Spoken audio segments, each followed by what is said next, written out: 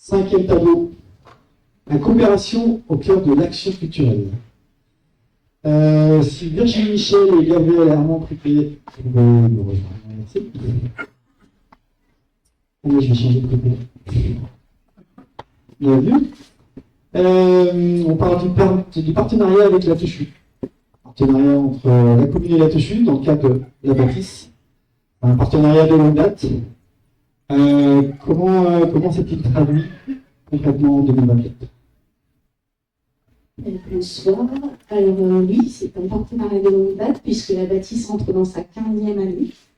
Depuis le début, la bâtisse, le projet s'appuie sur 4 piliers. Et comme il est absolument impossible de vous faire un bilan des actions 2024 un bilan exhaustif en moins de 2030, je vais m'appuyer sur ces piliers pour vous donner des exemples d'actions qui ont eu lieu. Alors, le premier pilier, c'est la transmission. La transmission, ça englobe à la fois des actions auprès des scolaires, notamment il y a eu un très gros projet avec le collège Gaston Batti cette année, mais aussi à destination des adultes, qu'ils soient professionnels ou amateurs, et on a notamment beaucoup collaboré avec la maison de retraite des Bleuets et la médiathèque Le Chède cette année. Le deuxième pilier, c'est la création. Il y a 6 compagnies qui ont été accueillies en résidence cette année. Chacun de ces temps de résidence se clôt par un temps d'échange avec le public. C'est vrai que ces temps d'échange, ils rencontrent suffisamment de succès pour nous donner très envie de réussir à pousser les murs de la maison Gaston Batti et d'agrandir la salle de travail. Donc elle est toute petite pour pouvoir réussir à accueillir tout le monde. Le troisième pilier, ça va être je me suis perdue, la création dans la programmation de spectacles, bien sûr. Avec chaque année, depuis maintenant 13 éditions. Il y a au mois de juin ou alors tout début juillet, il y a le Micro Festival international de la marionnette de Pélussin qui a lieu dans le parc Gaston Batti. Et qui s'appelle Les Invités de la Bâtisse. Et ce festival en 2024, il a battu ses propres records de fréquentation, puisqu'on a eu 1200 entrées, alors que le temps n'était pas du tout clément, suffisamment clément pour accueillir autant de gens. Et puis, le dernier pilier, c'est évidemment le patrimoine, puisque ça prend tout son sens, puisque la bâtisse est hébergée dans un lieu du patrimoine. Et même un de ces grands fers de lance, disons, il prend racine dans le salon même de la maison Gaston Batti, puisqu'il accueille l'exposition La marionnette objet de lien, qui est l'exposition temporaire de la bâtisse. Permanente, pas temporaire. Voilà, et cette exposition, elle est ouverte à la fois tout au long de l'année, à la fois grâce à son équipe de guides bénévoles, mais aussi en 2024 grâce à l'initiative de la mairie qui a tenu des permanences comment on dit, en prêtant. Festival. Les permanences estivales. Grâce à un employé saisonnier qui était détaché à la maison Gaston Batti. Voilà. Je dis juste une dernière chose, c'est que la bâtisse, elle est menée conjointement par la compagnie La TECHU, c'est Gabriel, Hélène qui est par là-bas et moi, et l'association d'habitants de Pélussin sur le fil de Batti. Le pas de Pélussin, mais du territoire.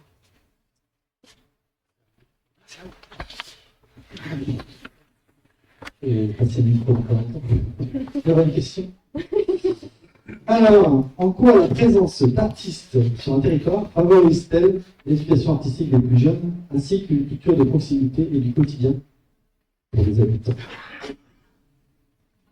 Une vaste question. Je ne sais pas si vous avez compris la question. Je ne vais pas la répéter. En gros, si j'ai bien compris, c'est à quoi sert l'action artistique. Donc, je pense que le travail des artistes, c'est d'amener un autre point de vue sur le monde, une autre façon de voir le monde, ou donner un ressenti particulier du monde. Et Virginie a évoqué la l'exposition de la bâtisse qui s'appelle la marionnette objet de lien. Pour nous, la marionnette, c'est un objet de lien, elle n'existe que parce qu'elle est mise en lien. La marionnette, elle est agit, elle est mue par les énergies des marionnettistes qui l'animent, mais aussi par les imaginaires des gens qui la regardent. Et en fait, tout objet d'art existe de cette manière-là. Une peinture, si elle n'est pas regardée, c'est pas une peinture, c'est pas un objet d'art. Une musique, si elle n'est pas écoutée, c'est pas un objet d'art non plus. Donc l'art, c'est vraiment cette rencontre, en fait, cet objet ou ce lieu, quand c'est une danse, quand c'est une mélodie, ce lieu où on se rencontre les uns les autres, où on comprend différents points de vue sur le monde, différents ressentis du monde.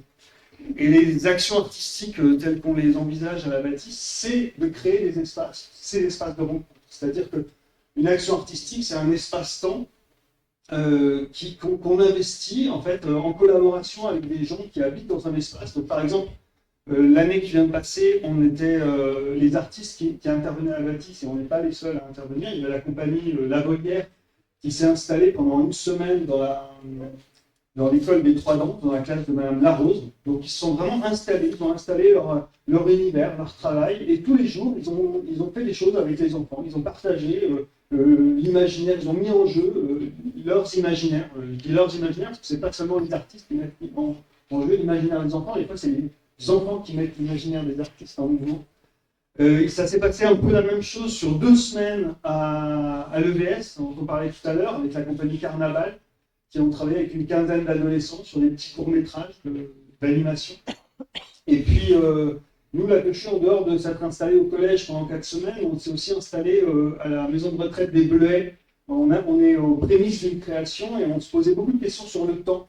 Et on s'est dit, quoi de plus expert que les résidentes des Bleuets pour parler du temps, pour échanger sur le temps. Donc on n'a pas habité au Bleuet parce que la maison Gaston Batti est à 2 pas, mais on était au Bleuet tous les jours et on s'est rencontrés, on a discuté autour du temps, autour de la marionnette aussi, bien sûr, parce que ça c'est aussi notre domaine, mais beaucoup autour du temps. Et donc les actions artistiques, c'est ces espaces-là en fait, c'est-à-dire c'est l'espace où on se rencontre, on se confronte, on cherche sa place, on la trouve, et quelque part, vous avez parlé beaucoup déjà de vivre ensemble, finalement, on investit un vivre ensemble. Et alors pour les plus jeunes, parce que la question elle portait sur les plus jeunes, j'ai pas oublié quand même, pour les plus jeunes, effectivement, c'est un espace où on apprend, on travaille les outils qui sont différents de ceux qu'on apprend à l'école, différents de ceux qu'on acquiert dans la famille. On met en jeu ses émotions, ce qu'on est, on cherche sa place, encore une fois on la trouve, et on fait société, on apprend à faire société. Donc les actions artistiques, c'est ce lieu où on apprend à faire société, et c'est comme ça qu'on les investit. J'espère que j'étais clair. Alors, j'étais très court pour une fois, je suis encore une petite ouais, je crois qu'il y a des gens qui commencent à me perdre.